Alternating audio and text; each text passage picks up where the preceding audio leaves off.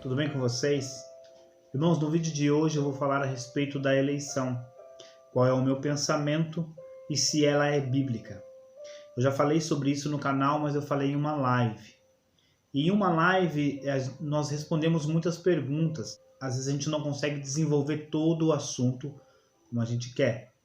Na verdade, a live já é para isso, para a interação de vocês. Os vídeos eles vão ser mais objetivos. Se você não assistiu a live, vou deixar o link para você na descrição.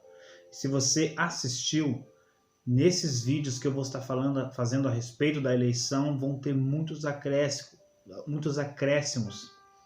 e vão ser mais objetivos. Então, respondendo à pergunta se a eleição é bíblica, sim, a Bíblia ela deixa bem claro que existe uma eleição. Pessoas são eleitas por Deus. Aonde nós vemos isso? Em 1 Pedro, no capítulo 2 e no versículo 9, eu vou estar lendo para vocês. Aqui o texto ele é bem claro, irmão. E ele é bem direto. Mas vós sois a geração eleita, o sacerdócio real, a nação santa, o povo adquirido para que anuncieis as virtudes daquele que vos chamou das trevas para a sua maravilhosa luz. Vós em que no outro tempo não éreis povo, mas agora sois povo de Deus, que não tinhais alcançado misericórdia, mas agora alcançaste misericórdia. Por esse texto aqui, só lendo ele, sem precisar explicar, nós já percebemos que a eleição ela é bíblica. Mas muitas pessoas, por não conhecer escatologia, por não saber o contexto relacionado ao tempo do fim, eles acabam deturpando a eleição. O que eles fazem? Eles concluem que os eleitos são eleitos para irem para o céu. E os não eleitos, eles não foram eleitos, então por isso eles vão para o inferno. Eles fazem essa divisão e ponto final.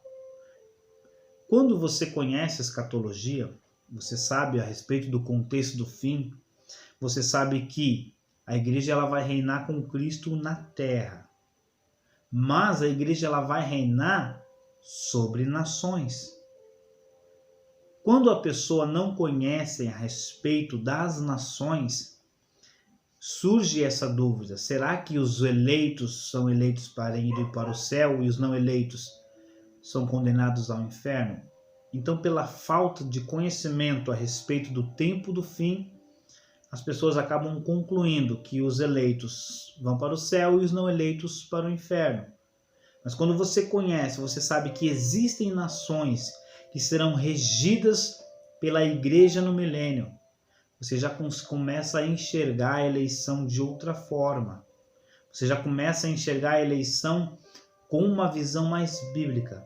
E quando você entende a respeito da eleição, segundo o que a Bíblia ensina, é libertador e maravilhoso. Então, existem essas pessoas que foram eleitas por Deus, mas existem pessoas que não foram eleitas. E como ficam essas pessoas que não foram eleitas? Essas pessoas que não foram eleitas por Deus, irmãos, nós podemos ver em todo o contexto da Bíblia. Em Êxodo, no capítulo 19, eu vou ler para vocês aqui. Eu vou mostrar para vocês um povo eleito e um povo não eleito. Êxodo, no capítulo 19, no versículo 5, diz assim: Agora, pois, se diligentemente ouvirdes a minha voz, guardardes o meu concerto, então sereis a minha propriedade peculiar, dentre todos os povos. Aqui, a propriedade peculiar aqui é o povo de Israel. São os eleitos. E que ele fala aqui, ó, dentre todos os povos que ele fala aqui, os povos que estavam ao redor de Israel. Esses outros povos não são eleitos, mas eles vão para o inferno? Não necessariamente, irmãos.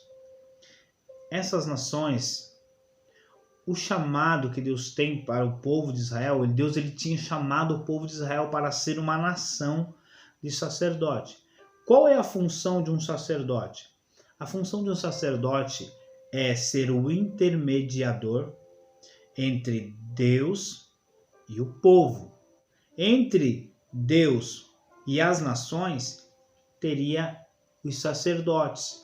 Então, as nações elas iriam orar, os sacerdotes iriam levar a oração até Deus, Deus iria entregar a resposta para os sacerdotes e os sacerdotes iriam levar a resposta para as nações. Então, essa era a função do povo de Israel.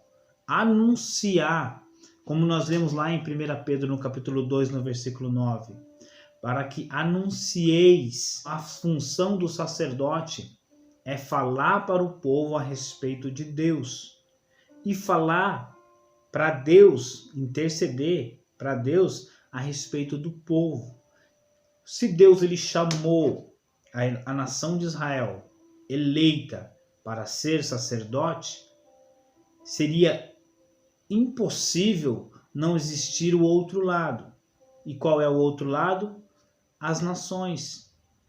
As nações que seriam ensinadas pelos sacerdotes a respeito de Deus.